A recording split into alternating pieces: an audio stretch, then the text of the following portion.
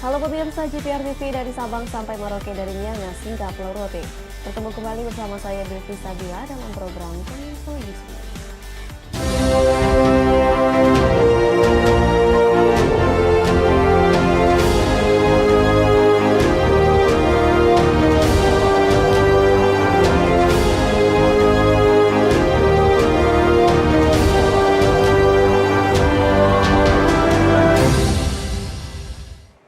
Pemirsa, inilah Kominfo Newsroom selengkapnya. Presiden Joko Widodo menyebutkan Inacraft 2023 menjadi wadah bagi generasi muda untuk dapat berkontribusi dalam kemajuan Indonesia.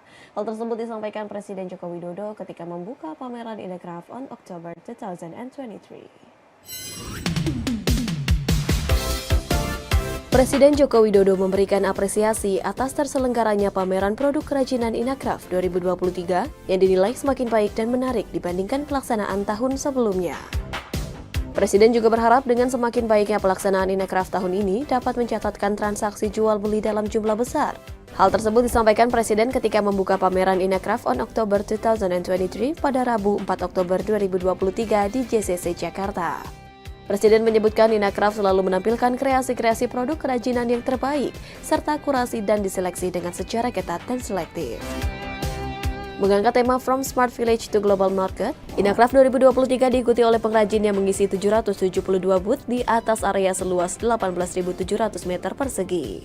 Presiden juga optimis dengan keikutsertaan generasi muda yang kreatif pada pameran Inacraft 2023 mampu untuk memberikan kemajuan untuk masa depan Indonesia. Pameran ini sekarang memberikan ruang khusus untuk anak-anak muda, youthpreneur, dan young artisan.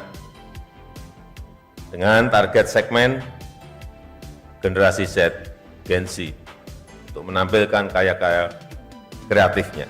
Ini sebuah inisiatif yang baik karena potensi kreatif anak-anak muda kita sangatlah besar. Dan dengan kehadiran anak-anak muda ini, saya makin optimis bahwa negara ini akan semakin baik. Sementara itu, Wakil Presiden Ma'ruf Amin membuka secara resmi Rakornas Afirmasi Percepatan Pembangunan Daerah Tertinggal di Kota Palu, Sulawesi Tengah.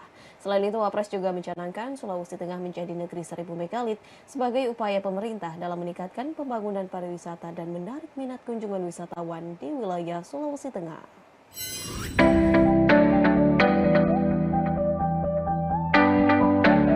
Pemerintah baik pusat maupun daerah diimbau untuk menerbitkan kebijakan afirmatif yang berpusat kepada masyarakat, termasuk kebijakan yang diterbitkan dalam upaya akselerasi pembangunan daerah tertinggal. Karena itu, Wakil Presiden Ma'ruf Amin saat membuka Rapat Koordinasi Nasional Afirmasi Percepatan Pembangunan Daerah Tertinggal dan Peluncuran Sulawesi Tengah sebagai negeri 1000 megalit di Kota Palu pada 3 Oktober, meminta untuk memastikan agar rumusan kebijakan afirmasi benar-benar dapat mengangkat harkat dan martabat masyarakat, utamanya yang berada di wilayah 3T, tertinggal, terdepan, dan terluar. Sehingga setidaknya 25 kabupaten tertinggal bisa dientaskan pada tahun 2024 sebagai bukti kehadiran negara dalam kehidupan masyarakat yang dapat dilihat dari berbagai aspek, sehingga siap untuk menyongsong bonus demografi. Pemerintah benar-benar memberikan upaya terbaik untuk menangani kesenjangan antar wilayah, baik aspek fisik maupun aspek peningkatan kapasitas SDM. Saya mengapresiasi upaya serius terkait pengentasan ketertinggalan dan kemiskinan yang dilakukan Provinsi Sulawesi Tengah, khususnya pada 3 kabupaten, yaitu Kabupaten Sigi, Kabupaten Donggala, dan Kabupaten Tojo Una-Una. Kami juga memberikan apresiasi kepada Pak Gubernur Sulawesi Tengah atas raihan prestasi tahun 2023. Sudah tidak ada lagi desa sangat tertinggal dan tidak ada lagi daerah tertinggal di Provinsi Sulawesi Tengah. Dalam kesempatan tersebut, Wapres Ma'ruf juga mencanangkan Sulawesi Tengah sebagai negeri 1000 megalit. Pencanangan ini menjadi salah satu upaya pemerintah untuk meningkatkan kegiatan dan kunjungan wisatawan ke wilayah Sulawesi Tengah. Karena itu saya harapkan nantinya 1000 megalit ini akan menjadi wisata dunia yang milik Indonesia. Dengan upaya bersama, saya yakin jumlah kunjungan wisatawan ke Sulawesi Tengah juga akan meningkat, bahkan mampu melampaui target 2 juta kunjungan pada tahun 2023.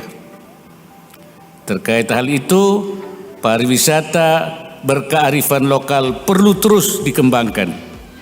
Pertama, akselerasi pengembangan destinasi wisata ramah Muslim lewat pembangunan ekosistem terpadu serta didukung penyiapan SDM pariwisata yang tanggap, adaptif, dan mumpuni. Menteri Desa Pembangunan Daerah Tertinggal dan Transmigrasi Abdul Halim Iskandar optimis upaya pengentasan daerah tertinggal dapat melampaui target yang sudah ditentukan. Target pengentasan 25 daerah tertinggal tertuang dalam Rencana Pembangunan Jangka Menengah Nasional atau RPJMN tahun 2020 hingga 2024.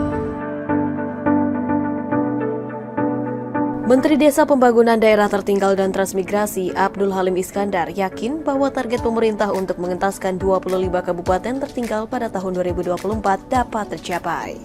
Ia menyampaikan bahwa Rencana Pembangunan Jangka Menengah Nasional 2020 hingga 2024 mematok target pengentasan 25 kabupaten tertinggal dari 62 daerah yang dikategorikan tertinggal. Dalam rapat koordinasi nasional percepatan pembangunan daerah tertinggal di Kota Palu, Menteri Desa PDTT menyampaikan bahwa pembangunan daerah tertinggal mulai tahun ini dijalankan berbasis data serta kondisi dan potensi daerah. Program-program pembangunan daerah tertinggal dilaksanakan berdasarkan data terperinci yang disertai nama dan alamat penerima manfaat untuk memastikan tidak ada warga yang tertinggal. Selain itu, Menteri Desa PDTT Abdul Halim mengatakan bahwa gotong royong lintas kementerian dan lembaga serta sinergi dengan pemerintah daerah, swasta, dan perguruan tinggi dan media massa diperkuat untuk mempercepat pembangunan daerah tertinggal. Ia mengatakan bahwa pemerintah juga berkoordinasi untuk membenahi perencanaan belanja pemerintah pusat dan pemerintah daerah yang berkenaan dengan pembangunan daerah tertinggal. Jadi target RPJM memang 25, tapi kita akan berupaya untuk lebih dari itu. Terkait dengan hambatan, saya pikir semakin hari semakin berkurang dan oleh karena itu kualitas kemandiriannya atau entas tertinggalnya itu semakin kita tingkatkan. Jadi intensitas kualitas yang ukuran-ukuran ketertinggalan dulu dengan hari ini memang agak berbeda. Sama dengan ukuran-ukuran IDM desa itu terus kita tingkatkan karena kualifikasinya kan berbeda. Nah, bisa saja kondisi daerah tertinggal hari ini dibanding dengan yang dulu tidak tertinggal itu sama. Bisa saja seperti itu karena memang kita naikkan terus grade-nya. Nah, itulah makanya masih tersisa 37 yang akan terus kita upayakan di RPJB kedua yang akan datang 2024-2045.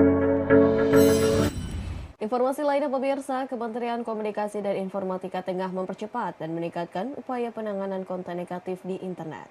Hal tersebut dilakukan guna menjaga ruang digital yang lebih bersih, sehat, dan aman bagi masyarakat.